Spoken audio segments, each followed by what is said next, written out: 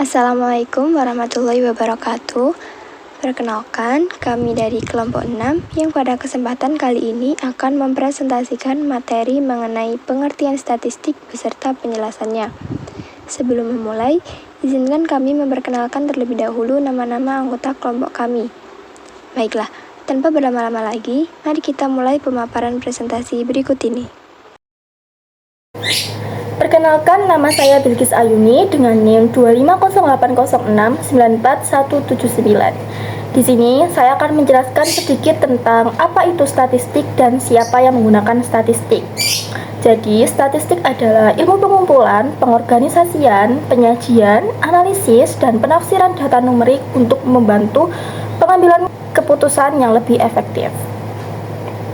Lalu, siapa yang menggunakan statistik? Teknik statistik digunakan secara luas oleh pemasaran, akuntansi, pengendalian mutu, konsumen, olahragawan profesional, administrator rumah sakit, pendidik, politisi, dokter, dan lain-lain. Statistik membantu kita memahami angka. Statistik adalah cara untuk mendapatkan informasi dari data. Data hanyalah angka mentah dan tidak masuk akal. Kita menggunakan statistik untuk memberi kita informasi. Jadi, informasi adalah data. Ini merupakan angka mentah yang belum kita ketahui apapun. Statistik akan membantu kita menghasilkan informasi dari data ini. Nah, ini merupakan informasi yang telah menggunakan statistik untuk meringkas data-data. Di situ terdapat rata-rata, median, nilai maksimum, dan minimum, hitungan, dan jumlahnya. Statistik membantu kita meringkas data dan mendeskripsikannya. Berikutnya saya akan menjelaskan jenis-jenis statistik. Jenis-jenis statistik dibagi menjadi dua, yaitu deskriptif dan inferensial. Yang pertama, deskriptif itu mencakup pada metode perorganisasian, meringkas dan menyajikan data dengan cara yang informatif. Deskriptif termasuk dengan rata-rata, modus, median, jumlah, dan lain-lain. Contoh pada deskriptif seperti 49% responden survei mengetahui nama kitab pertama dengan Alkitab. Statistik 49% tersebut menggambarkan jumlah dari setiap 100 orang yang mengetahui jawabannya. Contoh yang kedua, ada usia rata-rata mahasiswa di perguruan tinggi ini yaitu 22,54 tahun. Lalu, jenis-jenis yang kedua, ada jenis inferensial, yaitu sebuah keputusan, estimasi, prediksi, atau generalisasi tentang suatu populasi berdasarkan sampel menarik kesimpulan tentang populasi dari sampel. Contoh yang pertama pada inferensial seperti meneliti 100 responden lalu menyimpulkan kebiasaan belanja seluruh rakyat Indonesia. Contoh yang kedua seperti survei opini publik untuk memproyeksi hasil pemilu. Tersebut adalah jenis-jenis dari statistik. Perkenalkan, saya Nur Faizatul Nafira dengan NIM 25080694172. Di sini saya akan menjelaskan mengenai perbedaan populasi dan sampel, lalu juga apa itu variabel dan jenis-jenis variabel dalam statistik. Nah, populasi adalah kumpulan semua kemungkinan individu, objek, atau pengukuran yang diminati. Sampel adalah sebagian atau keseluruhan populasi yang menjadi perhatian. Untuk lebih jelasnya, populasi adalah semua anggota dari suatu kelompok. Misalnya, semua mahasiswa di satu perguruan tinggi. Sampel adalah sebagian kecil dari populasi tersebut. Misalnya, hanya beberapa mahasiswa di satu perguruan tinggi yang dipilih untuk disurvei. Nah, sampel ini bisa dipilih secara acak atau dengan cara tertentu.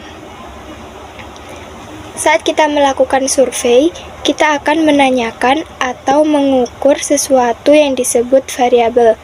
Variabel itu apa sih? Variabel adalah ciri atau karakteristik yang ingin diketahui. Jenis-jenis variabel dalam statistik secara umum ada dua, yaitu variabel kualitatif dan variabel kuantitatif. Variabel kualitatif adalah karakteristik yang diteliti bersifat non-numerik. Contoh, jenis kelamin, afiliasi agama, jenis mobil yang dimiliki, negara bagian kelahiran, warna mata, dan lainnya. Variabel kuantitatif adalah informasi dilaporkan secara numerik atau angka yang bisa dilakukan operasi matematika. Contohnya, saldo rekening giro, menit yang tersisa di kelas, atau jumlah anak dalam keluarga. Perkenalkan, saya Intan Safira Maharani, NIM 250 80694 159. Di sini saya akan menjelaskan terkait dengan variabel kualitatif dan variabel kuantitatif. Untuk variabel kualitatif ini bisa diberi kode angka, misalnya 0 untuk laki-laki dan 1 untuk perempuan. Tapi angka ini hanya berupa kode, bukan nilai hitung. Untuk variabel kualitatif, seperti pendapat tentang sesuatu biasanya sulit dilakukan analisis statistik karena bersifat deskriptif. Yang kedua, ada klasifikasi variabel kuantitatif. Yang pertama ada variabel diskrit, yaitu dapat mengasumsikan nilai tertentu dan biasanya ada celah antara nilai.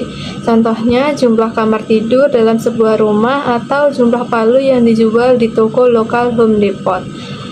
Variabel kedua ada variabel kontinu, yaitu dapat mengambil nilai apapun dalam rentang tertentu. Contohnya ada tekanan ban, berat daging sapi. Berikut ini adalah ringkasan jenis variabel. Perkenalkan, nama saya Akila Saunapisa dengan NIM 25080694123. Di sini saya akan menjelaskan tentang tingkat pengukuran. Yang pertama adalah tingkat nominal, yaitu data yang diklasifikasikan ke dalam kategori dan tidak dapat disusun dalam urutan tertentu. Tidak bisa dibandingkan mana yang lebih tinggi, mana yang lebih rendah. Contohnya seperti warna mata, jenis kelamin, dan afiliasi agama.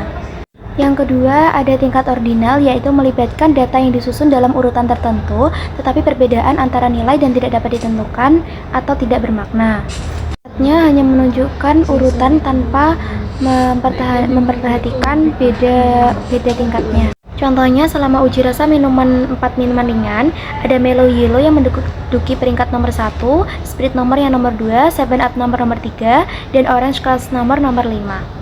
Dilanjutkan, yang ketiga ada tingkat interval, mirip dengan tingkat ordinal dengan sifat tambahan yang memungkinkan penentuan jumlah perbedaan yang signifikan antar nilai dan tidak ada titik nol alami. Di sini tidak bisa dikatakan nolnya lebih besar karena di sini nolnya itu nol yang absolut. Contohnya adalah suhu pada skala Fahrenheit. Nah, yang keempat, terakhir kita akan bahas tentang tingkat rasio, yaitu tingkat interval dengan titik dari awal 0 yang inheren. Perbedaan dari rasio bermakna untuk tingkat pengukuran ini.